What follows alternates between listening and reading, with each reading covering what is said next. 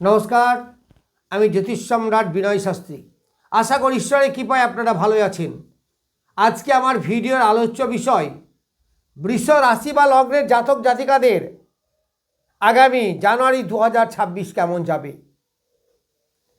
এই বৃষ রাশি মূল জোডিয়াকের দ্বিতীয় স্থান অর্থাৎ ধনস্থান, আবার পৃথ্বী রাশি, এর একটু বাস্তব রাশি, এর একটু ভারী প্রকৃতির। এই রাশি একটি শৌখিন প্রকৃতির হয়।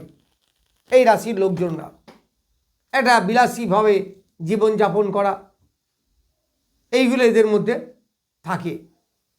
তো এই রাশিতে 3টি নক্ষত্র আছে। একটা যে কৃত্তিকা, একটা হচ্ছে রোহিণী, তারপরে মৃগশিরা।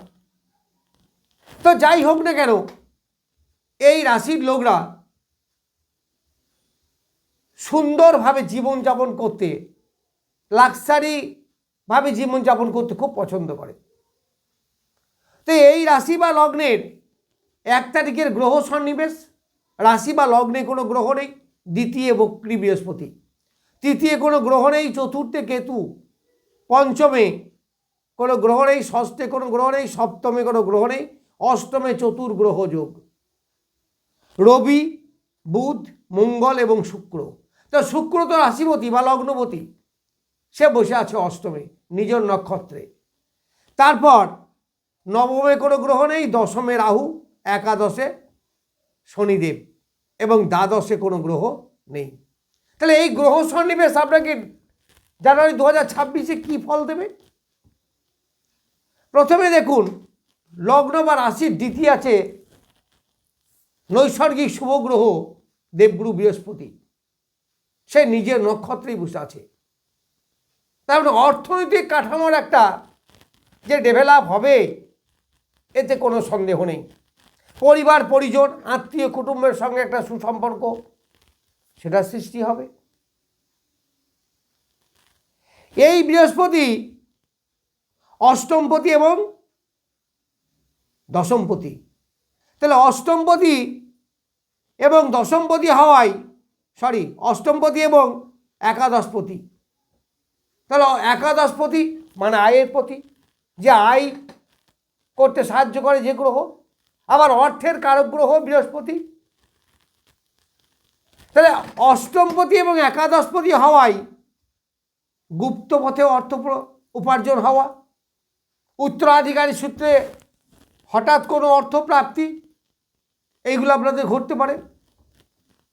যারা বাক্যবিচে ব্যবসা করেন, জ্যোতিষী, লয়ার, রিপ্রেজেন্টেটিভ বা কোনো এজেন্সি, এদের কিন্তু বেশ ভালো উপার্জন হবে। আবার অষ্টমে এই দেবগুরু বৃহস্পতির দৃষ্টি পড়ছে, ফলে এই চতুর্গ্রহ যে যোগ আছে, এই চতুর্গ্রহ যোগ আপনাকে প্রেম প্রীতি ভালোবাসার ব্যাপারে আগিয়ে নিয়ে যাবে। তবে সেখানে কিছুটা বাধা বিপত্তি, মানসিক অশান্তি, এইগুলো কিন্তু হতে পারে। দ্বিতীয়পতি সেও আছে অষ্টমে, তবে এই 15 তারিখ পর্যন্ত মোর অর লেস এই গ্রহগুলো অষ্টমে থাকবে। যেমন সপ্তমপতি মঙ্গল, এই সপ্তমপতি মঙ্গল 15 তারিখে চলে যাবে নবমে, শুক্র 12 তারিখে চলে যাবে নবমে, 15 তারিখে রবি চলে যাবে নবমে, আবার 17 তারিখে বুধ চলে যাবে নবমে। তার নবমে চতুর্গ্রহ যোগ হবে। তারপরে বেটার টাইম আসবে আপনার ওই মোরালেস 15 তারিখের পরে। 15 তারিখের পরে আপনার ভাগ্যের পরিবর্তন হবে, কর্মক্ষেত্রে উন্নতি হবে, প্রমোশনের যোগ হবে, পিতার শারীরিক মানসিক উন্নতি হবে, এইগুলো আপনি সব পাবেন, যেহেতু নবম স্থান। এই দ্বাদশপতি নবমে যাবে, আর দ্বাদশপতির সঙ্গে সঙ্গে সপ্তমপতি। তাহলে দাম্পত্য জীবনে একটা সুখময় সময় আসবে, একটা স্বামী স্ত্রীর মধ্যে একটা সুন্দর মধুর সম্পর্ক তৈরি হবে, প্রেম প্রীতির ব্যাপারে আকর্ষণ বৃদ্ধি হবে। আবার অনেকেই যারা প্রেম করে বিয়ে করতে চাইছেন, তাদের বেশ শুভ সময়, একটা ভালো বিয়ের যোগ এই সময় ক্রিয়েট করছে। তাহলে এই সময়টা আপনাদের প্রথম 15 দিন অপেক্ষা দ্বিতীয় 15 দিন অনেকটা বেটার। নবম হচ্ছে এটা কোন স্থান? ট্রাইন। এই ট্রাইনে যে কোনো জায়গায় গ্রহ শুভ ফল দেয়। এই 4টে গ্রহ যখন একত্রিত হবে তখন শুভ ফল দেবে। শুভ ফল হিসাবে কি দেবে? শুক্র লগ্নপতি বা রাশিপতি, ফলে শরীর স্বাস্থ্য, মন, মানসিকতা এইগুলোর একটা ডেভেলপ হবে। আবার এই শুক্র ষষ্ঠপতি, ফলে চাকরি বাকরি হওয়া, সেটা যে কোনো হোক, সরকারি হোক, বেসরকারি হোক বা আদার্স যাই হোক, এইরকম ধরনের চাকরি বাকরি হওয়ার একটা ভালো যোগ ক্রিয়েট করবে যতদিন এই মকর রাশিতে থাকবে। আবার রাশি বা লগ্নের দশমে আছে রাহু। রাহু কিন্তু চাকরি দেয়। আবার রাহুর নিজ নক্ষত্রে এখানে আছে। আবার মিত্র ক্ষেত্র রাহুর কুম্ভ রাশি, ফলে কর্মের একটা পরিবর্তন কিন্তু ইন্ডিকেট করছে। আবার এই দশমপতি আছে একাদশে, বৃহস্পতির নক্ষত্রে, একাদশপতির নক্ষত্রে, ফলে আয়ের একটা উল্লেখযোগ্য পরিবর্তন, একটা ডেভেলপমেন্ট, এগুলো আপনারা পাবেন, দেখতে পাবেন। এই 15 তারিখের আগে পর্যন্ত এই যে শনি এবং মঙ্গলের যোগ, বা যখন থেকে শনি মঙ্গলের যোগটা সৃষ্টি হয়েছে তখন থেকেই কিন্তু একটা অ্যাক্সিডেন্টের প্রবণতা সারা বিশ্বে সবার মধ্যে ঘটতে পারে। কারণ এই যোগটা যে কোনো রাশি বা লগ্ন সাপেক্ষেই এটা ঘটতে পারে, শনি মঙ্গলের যোগ। তাহলে কি সবার ঘটবে? না, সবার ঘটবে না। তবে যাদের ষষ্ঠ, অষ্টম, দ্বাদশ বা অশুভ স্থান তাদের ঘটার সম্ভাবনা আছে। কিন্তু এই যোগ থাকা যতদিন থাকবে, অর্থাৎ মোটামুটি 15 তারিখ পর্যন্ত একটু সতর্কভাবে চলাই ভালো। মঙ্গল যখন এখান থেকে মকরে চলে যাবে তার তুঙ্গ ক্ষেত্রে, তখন কিন্তু এই যোগ আর থাকবে না। সতর্ক থাকবেন। আমি আগেও ভিডিওতে বলেছি, প্রত্যেকটা ভিডিওতেই বলি, এই সময় কিন্তু একটা অ্যাক্সিডেন্টের যোগ ক্রিয়েট করছে। তা শুধু কি অ্যাক্সিডেন্টই হবে? না, অ্যাক্সিডেন্ট শুধু হবে না। অ্যাক্সিডেন্ট হলেও চরম বিপদও তা হবে না। আমি অ্যাক্সিডেন্ট ছাড়া আর কি পাবো? এনার্জি পাবো, কর্মক্ষেত্রে এনার্জি, হার্ডওয়ার্ক করার ক্ষমতা, মানসিক শক্তি, শারীরিক শক্তি, বডি স্ট্রেংথ, এইগুলোও কিন্তু আমি এর সঙ্গে সঙ্গে পাবো।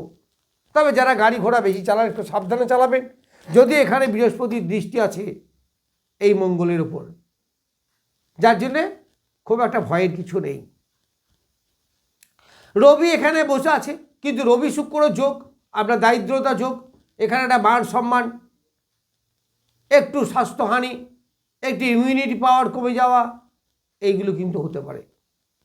বসের সঙ্গে একটু মতপার্থক্য হওয়া, 15 তারিখ আগে পর্যন্ত পিতার শরীর স্বাস্থ্য নিয়ে একটু সমস্যা, এইগুলো কিন্তু হতে পারে।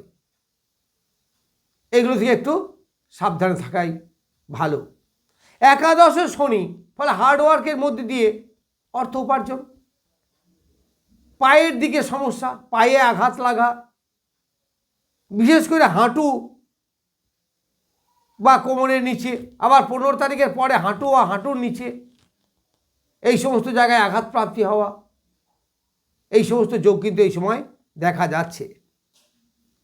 এই বৃষ রাশি বা লগ্নের চতুর্থে এখন কেতু, ফলে পারিবারিক একটু সমস্যা, যারা ঘর বাড়ি করছেন বা জায়গা জমি কিনছেন সেখানে চট করে হতে চাইবে না, একটু একটু বাধার সৃষ্টি হবে। একটু বন্ধু বান্ধব থেকে গোপনভাবে ক্ষতি করার একটা জায়গা এখানে পাওয়া যাচ্ছে। মাতৃদেবীর শরীরে পুরনো কোনো রোগ জেগে যেতে পারে, যা আগে ছিল, মাঝে অনেক দিন দেখা যায়নি, আবার নতুন করে দেখা যাচ্ছে। যারা হায়ার সেকেন্ডারি পরীক্ষা দেবে তাদের একটু সমস্যা, পড়াশোনায় অ্যাটেনশন থাকবে না। তবে ধর্মের প্রতি আস্থা বাড়বে, মনের মধ্যে সন্দিগ্ধ দ্বিধাদ্বন্দ্ব এইগুলো বাড়বে। এই সময় একটু পড়াশোনার অ্যাটেনশন আপনাদেরকে রাখতে হবে। একটু মানসিক ডিস্টার্ব ফিল আপনারা করবেন, ফলে এই ব্যাপারে একটু সতর্ক থাকা, একটু ধ্যান যোগ করা, একটু ঠিকভাবে খাওয়া দাওয়া করা, এইগুলো করা উচিত। তো যাই হোক, আমি বৃষ রাশি বা লগ্নের জানুয়ারি 2026 কেমন যাবে সেই সম্বন্ধে কিছু বললাম। নমস্কার, আজ এ পর্যন্তই।